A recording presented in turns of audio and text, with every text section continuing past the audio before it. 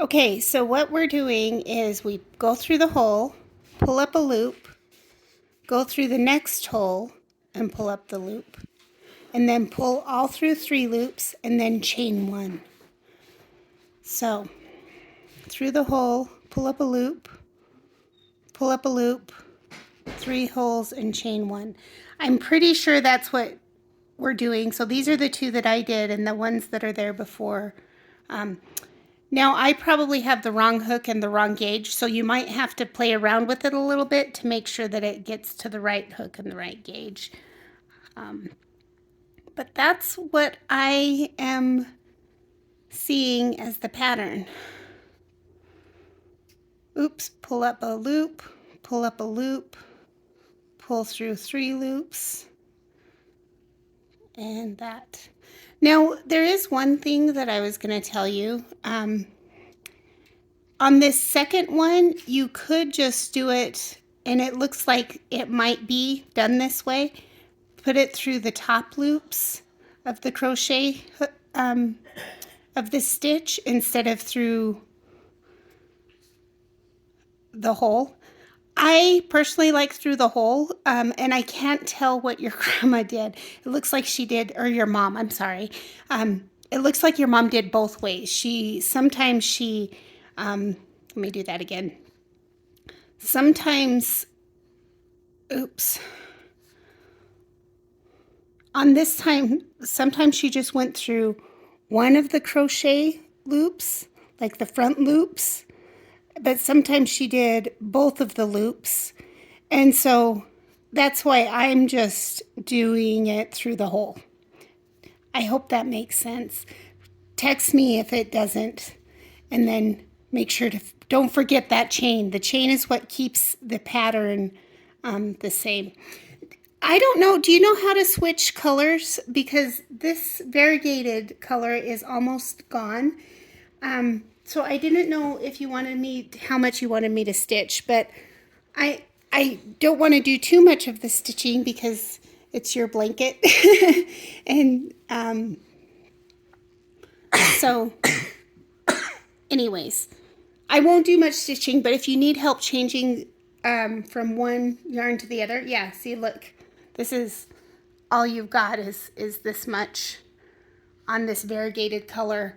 So in fact, at this point, you know what? Let me switch it for you, and I'll show you how to switch it, and then you can decide. So here's the new yarn, and I like to pull out of the middle because I like center pull.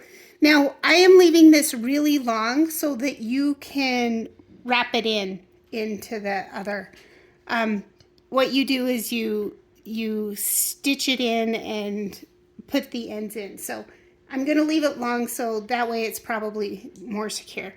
Okay, so how we change colors or start a new yarn. I did this stitch. I'm going to push this in, and then I'm going to pull up a loop. I'm actually going to do this with all 3 now. It's kind of tricky. There's the pull up the loop. Pull up the second loop and then pull it through all 3 loops and single crochet and then stitch. So let me finish this to the color change, so at least you have that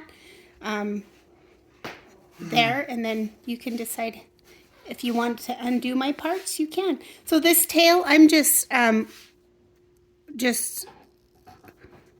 going over it. See how there's the tail there from the previous one? I'm just gonna stitch over it.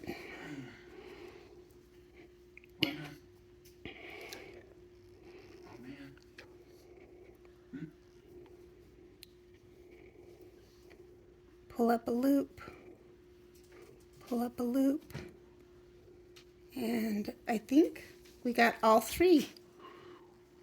There we go. And, oh, good. No ends to weave in. That looks really good.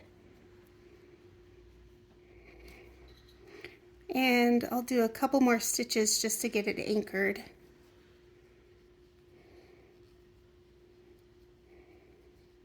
I don't know what this stitch is called, so if you like want a name for it, I don't know. But that's just kind of what I figured was happening. And I told you an H hook. I think this is, what's the letter before H in the alphabet? A, B, C, D, G hook. I think this is a G hook. And maybe it's a bigger hook because it looks like my stitches, no, they're about the same size. So anyways, they're probably about the same size. Okay, that's good.